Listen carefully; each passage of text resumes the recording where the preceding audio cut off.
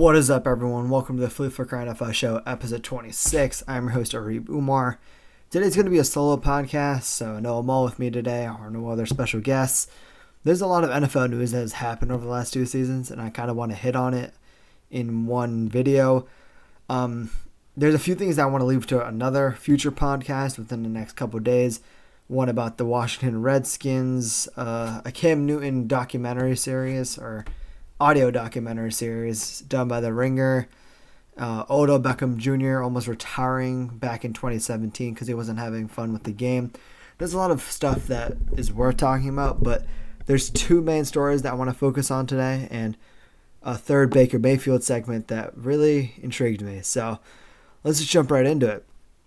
So, quarterback of the Kansas City Chiefs, Patrick Mahomes, aka former NFL MVP and also current Super Bowl MVP, was given a 10-year extension worth $45 million per year annually, and with incentives plus the 2 years that he's under contract currently, that puts him under contract until he's 37 or for the next 12 years at a record $503 million, which makes him currently the highest paid athlete in the world, not even just in football. And he completely shattered the quarterback annual rate by around $10 million, which was previously held by Russell Wilson from the Seahawks.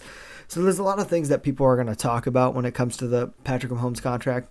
But the first thing we need to get out of the way is Patrick Mahomes is the best quarterback in the NFL. And if you want to get the best, you're going to have to pay up money. And, you know, if you want a great house or you want to go on a great vacation or a great car, you're going to have to shell out the money to get the best things.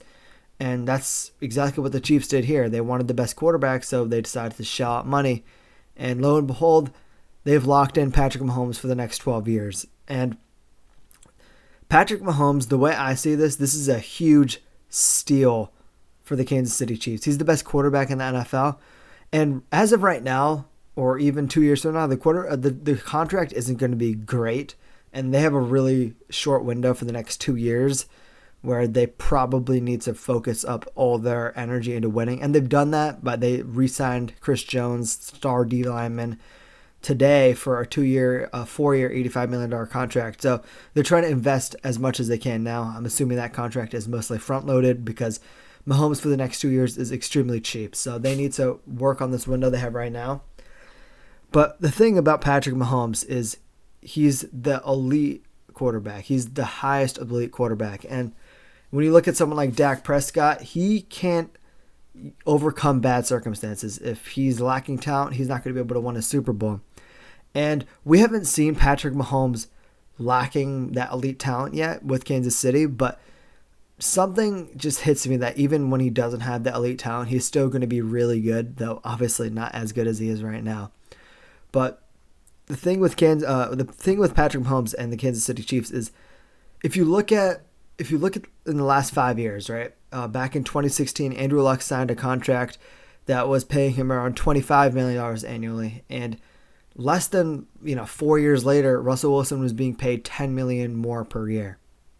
So within 4 years, the quarterback value went up $10 million per year for the superstar quarterbacks, the elite of the elite quarterbacks in the NFL. So if you look at, right now he's making $45 million per year, or in a couple years, that's what Mahomes will be making, which is $10 million more than anyone else currently. But the thing is, the way the cap expands, and every time the NFL gets a new TV deal, which is about to come up very soon, their revenue keeps going up. Every year the cap goes up by around $11 million.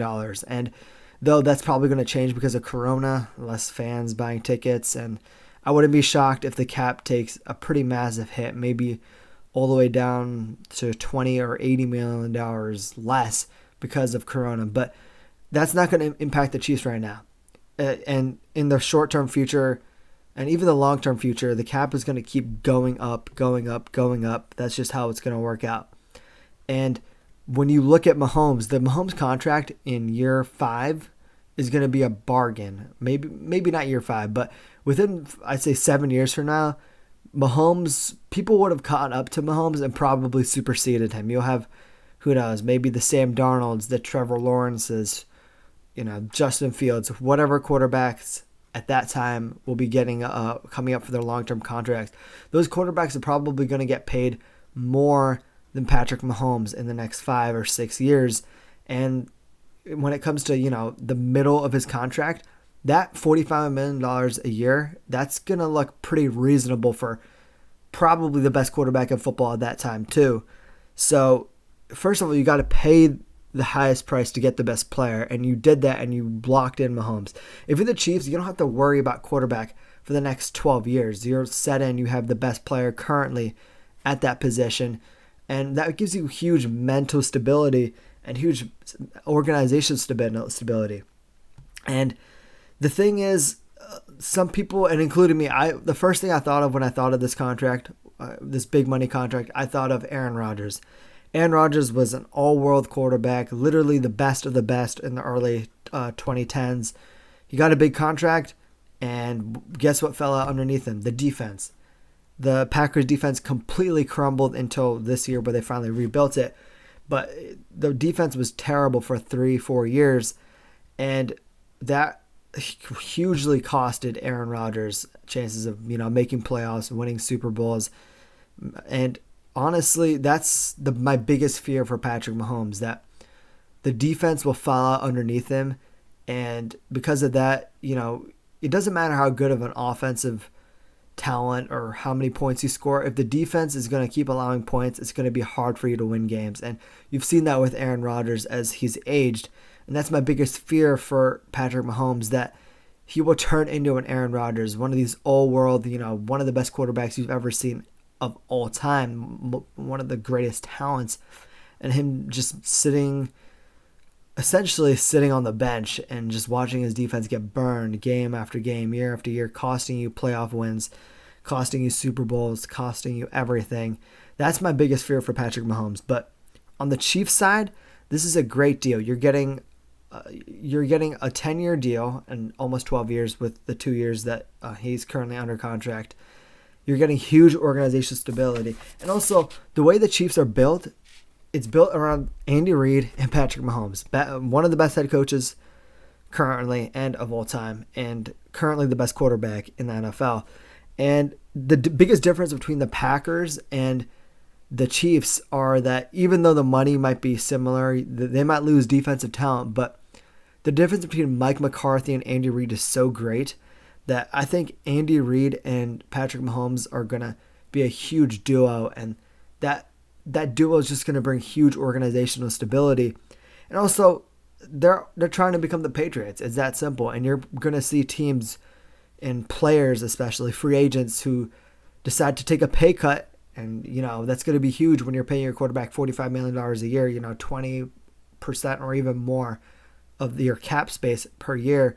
That's going to be huge when you got, veterans who want to come to Kansas City, similar to like the Darrelle Revises and the Chris Longs of the NFL, where they went to the Pats because they knew they had a good chance of winning a Super Bowl, and they won a Super Bowl with them. And that's what you're looking for when you're the Chiefs. You're trying to become the new Patriots. And by having Patrick Mahomes there, it's going to, you're going to draw free agents there. They're probably going to take pay cuts, and you're going to be able to build up talent that way. And honestly, that's huge because you're getting cheaper veterans who are good players for less than the other teams. And that's the key to winning Super Bowls. It's what the Eagles did. They've signed, tons of older veterans to fill in holes. It's what the Pats have done for literally the entire Bill Belichick era, where they just go out there and sign those free agents that people don't really want, and they're veterans, but they end up still being good football players and filling holes for the team. So that's what they're trying to do here. And honestly, when you look at Mahomes, he's worth every single penny. And if you want the best, you're going to have to pay the best. And it's kind of crazy because some people are sort of saying that, oh, they're overpaying him $45 million. Why did you increase that much? But if you look at someone like, Lionel Messi, someone like Cristiano Ronaldo, someone like LeBron James, someone like Tiger Woods, you don't think, oh, these guys are overpaid. No, you're like, they're one of the greatest of all time at their respective sports and their respective positions, and they deserve to be paid what they're being paid. And though I think Mahomes is a step below those guys, I think currently his talent and the way he's playing, validates spending that much money for a player of his caliber. So overall, I like everything about this deal. And again, it's a great deal for the Chiefs because you're locking him in, and come year 8, year 9, this deal is going to be extremely cheap for the Chiefs compared to other quarterbacks. And for Patrick Mahomes, he's making over $500 million just off his contracts, and also he's going to get massive money from brand deals. And I wouldn't be surprised if come year 7, Patrick Mahomes decides to renegotiate and secures the bag yet again. So on both sides, from the Chiefs sides, you're getting huge stability. You're going to draw in free agents. You're getting one of the best quarterbacks who can overcome literally almost every single bad circumstances. At least we think he'll be able to. And on the Mahomes side, you're getting the bag. You're being the highest paid quarterback. And you're getting another chance to get more money and win more Super Bowls. So on both sides, this is just a huge win-win. I don't really see many faults with this move whatsoever in the long term and in the short term. I think it works out for both teams. So overall, I just think my biggest fear for this is that Patrick Mahomes turns into Aaron Rodgers and the defense falls out beneath him, and because of that, he can't win. But I have a feeling that Andy Reid will help balance that out a little bit, and those two players and coaches can probably end up being one of the best duos of all time. So let's look forward to it. Next 12 years, we got Patrick Mahomes. Pray for no injuries, and hopefully we get some good football on the field. So that's all I have to say about Patrick Mahomes. So Cam Newton signed with the New England Patriots, and honestly, it was slightly a shock for me because I didn't expect them to do that. Because I thought he didn't really fit the Pats system, but as I've researched more into it, I've learned that Cam Newton's more of a short passer, and he's way smarter than most people give him credit for. So I think it's a really great signing for the Pats, and this is just Bill Belichick completely fleecing the entire NFL. So the details of the contract: currently he has $550,000 guaranteed, which is literally like punter money, and he's accounting for less than 0.56% of the cap space according to Spotrac.com. So the Pats are paying less than 1% of their salary cap to a former MVP quarterback, and his cap hit for the 2020 NFL season is $1.1 million, and with incentives that can increase to $7 million. So there's two perspectives of this. There's the Cam perspective and there's the Pats perspective. And I want to start at the Cam perspective. So Cam Newton hasn't really played many games. I believe he's only played really 8 games out of his last 2 seasons. And he's dealing currently with a Liz Frank injury, which is an injury of his foot, and a shoulder injury, which hampered him being able to throw the football currently. And the way I look at this from Cam is this is his chance to prove to himself and prove to the entire NFL that he can go out there and win. And I started watching a video. It was posted by Odell Beckham Jr., and it's just him talking with Victor Cruz, former Giants receiver, Todd Gurley, current Atlanta Falcons running back, and Cam Newton. And Cam Newton even talked about it there, and I haven't finished the entire video. I want to do an entire episode based on that because that's a great podcast. Essentially, that's what it was. And Cam Newton literally said, yeah, I'm going here because I want to prove to the entire NFL that I still can play the quarterback position at a high level. And that's what he's doing. And I was watching I was listening to an audio documentary. It's called The Cam Chronicles. And for those of you who don't know, Cam Newton's father, his name is Cecile Newton, and he's a huge player in Cam Newton's life. And he said when Cam Newton went to JUCO, when he played in junior college down in Texas after he left the University of Florida and before he went to the University of Auburn, his dad described that entire year as being a business trip, a 12-month business trip. And the way I see that is this is pretty much the same exact thing on repeat. He went down to JUCO to prove himself that he could go back and play in the SEC and be a baller. And now he's doing the same thing. He's going to the Pats, taking a huge risk. And he's trying to prove to the entire NFL this time instead of the SEC that he can ball out and he can still be an MVP type of player. And also, there's a few narratives about Cam Newton that are extremely false. One is that he can't throw the football. That's just false. He's a great thrower of the football. And just because he runs and because he's black doesn't mean that he can't be a beast of a passer. And yeah, he's not the best deep ball thrower, but he's more than adequate at medium range and short range. And that's what the Pats offense excels at. Second of all, people think that his flamboyant personality is going to clash with the Pats culture, or the Patriot way, as some people like to call it. And from everything I've heard from Cam Newton and about Cam Newton, he's the hardest working player on every team that he goes to. So people are saying that his personality is going to clash with the Pats.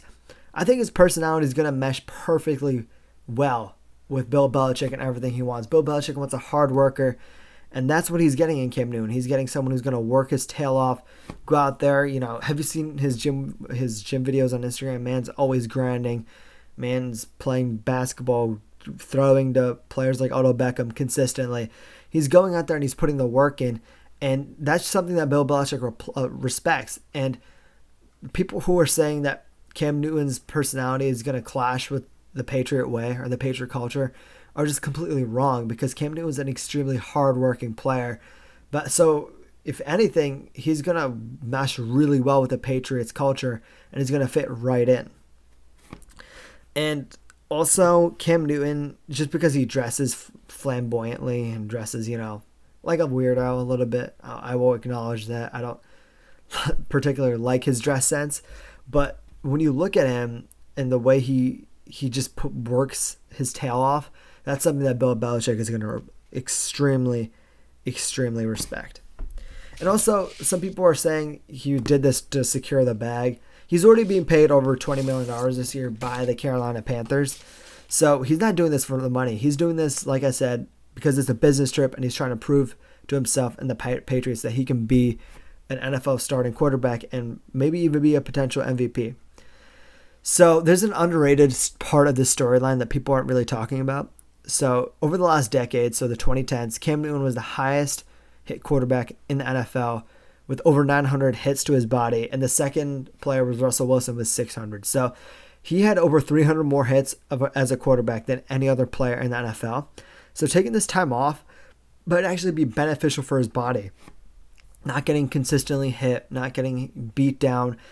I think Cam Newton's going to come back with a fresh, rejuvenated body. He hasn't been hit in a while. And also, he's going to a better offensive line with the Pats, arguably one of the best offensive lines he's had, with a really great offensive coordinator in Josh McDaniels, with a great, maybe even historical defense again this year, led by Bill Belichick, the greatest head coach of all time.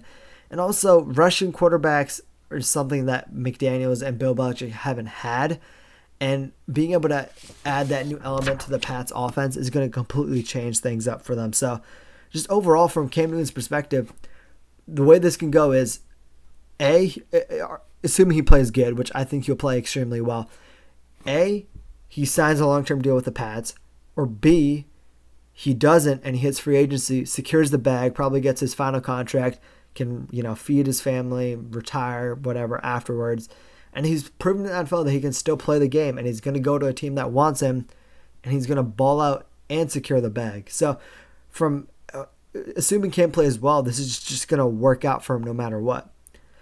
And from the Pats side, you're getting a cheap player who was a former MVP. You're literally paying less than 1% of your cap space for arguably a starter.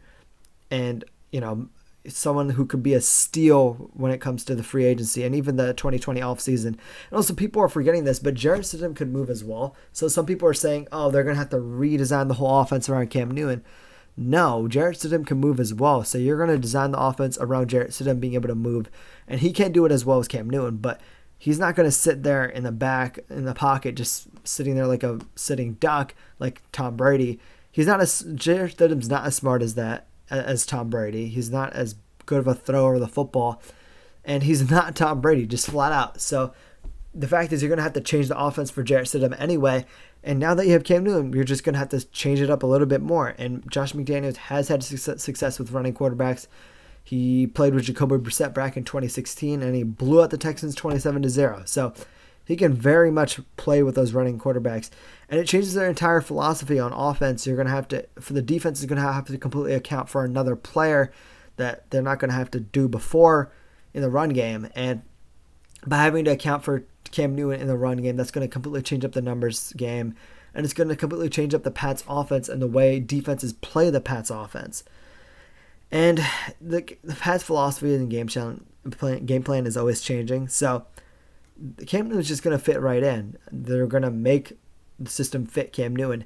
And also Bill Belichick has probably looked at Taysom Hill and looked at him and be like, I wish I had someone like that. I wish I had a gadget player who could run the football, catch it, do whatever. Now he's getting literally probably the best running quarterback of the last decade. He's getting Taysom Hill on steroids, who can actually throw the ball competently and has proven that he can be an NFL MVP. So if I'm Bill Belichick, I'm overjoyed. I'm getting a potential superstar quarterback to help make us relevant in the post-Tom Brady world. And I'm getting it for extremely cheap. And if it doesn't work out, oh well, I didn't pay much money. And if it does work out, I can probably give him a long-term deal and keep the dynasty going with another quarterback and a fresh look and a fresh face of the franchise. So just everything I'm looking at, this is a great signing and a great move for the Pats and a great move for Cam Newton. So just overall, just a great signing by both players, both parties. And I can't really complain here. Just from both sides, I can't really say how it's not going to work because it's going to end up working. I just think Cam Newton fits that short passing game extremely well. And what he's going to add in the running game is going to be huge. And the biggest question is Cam Newton healthy? And if he's healthy, watch out the AFC East. You're probably not the happiest because you thought you could probably win the division again or win it for the first time in a while. And probably not going to be able to do it if Cam Newton's healthy and he balls out. So watch out. So recently I saw an ESPN headline that said, could Baker get benched? And they were comparing him to Mitch Trubisky, Baker Mayfield being the quarterback for the Cleveland Browns, drafted first overall in the 2018 NFL Draft. So Baker Mayfield, for me, is just a huge question mark as to why people are hating on him. He had a sophomore slump. Big deal. He's gone through 2-3 head coaches in his entire career. He went from Hugh Jackson, who was completely doo-doo, to Greg Williams, to Freddie Kitchens, who had no clue what he was doing. And that's in his first two years. He's had 3 head coaches. And off the field, the biggest question for me when it comes to Baker Mayfield is his leadership and his off-the-field antics, especially the way he treats reporters and just sort of storms out. And all that, I think, is the only thing that's really concerning to me. People are forgetting that this guy literally set the rookie touchdown record in 13 and a half games. He broke it. That's ridiculous. That was set by Russell Wilson and Andrew Luck a few years ago, and he completely smashed it in 2.5 less games. Baker Mayfield is extremely talented, and you need to give him a great offensive coordinator and a great head coach, and bringing in Kevin Stefanski is going to do that. And again, this guy was a first overall pick, so talent for me isn't a question. I think if Baker Mayfield puts his head down and works, then it'll work out for him. So the weird thing for me last year was that you were seeing a ton of Baker Mayfield ads for Snickers and Hulu, and it was really weird because you compare all these ads and he's sort of being a poster boy for all these brands to his play on the field, and it just wasn't good. He tossed a ton of interceptions, all of that. And honestly, the way I think of it, I think he was probably spending a lot of time securing the bag over the offseason. He was spending a lot of time filming ads and commercials rather than working out and putting his head down and just grinding and doing work for the team. And because of that, I think that his play on the field obviously took a hit, and he didn't have the best head coach and Freddie Kitchens to help him out there. So off the field, there's a few things that hit on me. I went down a rabbit hole. I saw a lot of Baker Mayfield interviews after the Super Bowl and during the Super Bowl weekend, and a lot of things that he said were huge for me. So over the season, he was blaming teammates, he was blaming the refs. Really, it wasn't taking accountability. And the first thing that stuck out to me is the amount of times during these interviews he said, "That falls on me, and I got to focus on the things I can control." And when we're winning, when the team is winning, it's not me, it's we. And if we're losing, it's on me. It's I. It's not us. It's I. It's all on me. And the way that shows me huge maturity. It shows that he's growing as a person and as a leader. And just the way I see it, Baker Mayfield, he's saying all the right things. He was saying things like, I have to stop answering to things that don't help us win. And that's referring to, dumb questions that he was asked as reporters and him sort of freaking out and walking out of meetings and all of that. And one thing that really stood out to me in his interviews is he said, last year was the first time in my entire life I wasn't having fun playing football. And we've literally just seen OBJ say something like this in the last day, where he said he almost quit football because he wasn't having fun with it. It became more of a business rather than a fun thing that he wanted to do. And for me, that's huge. If both players on the same team are saying this, that they weren't having fun playing football, though it was at different times. But for me, that's huge. If Baker Mayfield can get out of this hump, and he can, maybe this year in 2020, film less commercials, go out there and put his head down and work, and, maybe get less of a dad bod and actually look good and look like a NFL quarterback in the future. But if he does all that, I think his on-the-field stuff is going to be great. And I think this year with Kevin Stefanski, you're going to see a huge jump on the offense. There were 11th in points per game, the Minnesota Vikings, where Kevin Stefanski was the offensive coordinator back in 2019. They were 11th in points in game in 2019. And for comparison, the Cleveland Browns were 22nd. Nick Chubb and Kareem Hunt, Jarvis Landry, Odell Beckham, Cameron Brate, maybe a David Njoku if he doesn't get traded.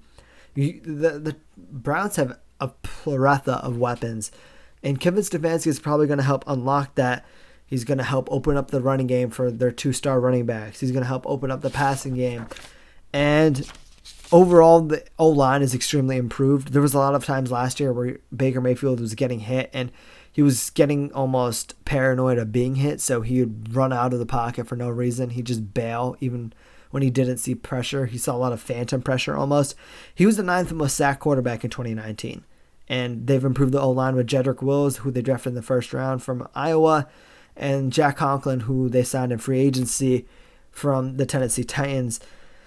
Overall, I think that the O-line is going to be heavily improved. They were the 27th ranked team when it comes to time before either the pocket collapsed or time until the ball was out, and they were the 4th most blitzed team in football back in 2019. So with a better head coach, hopefully, with Baker Mayfield taking more accountability, being a better leader, putting the work in. His Instagram workouts are something that he's also been posting a lot. I think he's putting a lot of work in throwing with his wide receivers, having a better offensive line, having healthy weapons, a healthy OBJ, a healthy Jarvis Landry, healthy Kareem Hunt. I think we're going to see a great on-the-field performance from Baker Mayfield, and we're going to see less off-the-field antics. We're going to see him, probably talking less to the media, and not talking less, but talking less nonsense with the media. You're going to see more him working his tail off. And I think you're going to see more success from the Browns and Baker Mayfield. So watch out for the Browns. I think we're going to see less him walking out of meetings and him being frustrated. And we're going to see Baker Mayfield having fun with football. And if he's having fun with football, he has more than enough talent to where the entire AFC should be afraid, because the Browns have a ton of talent. So watch out for the Baker Mayfield. Watch out for the Browns.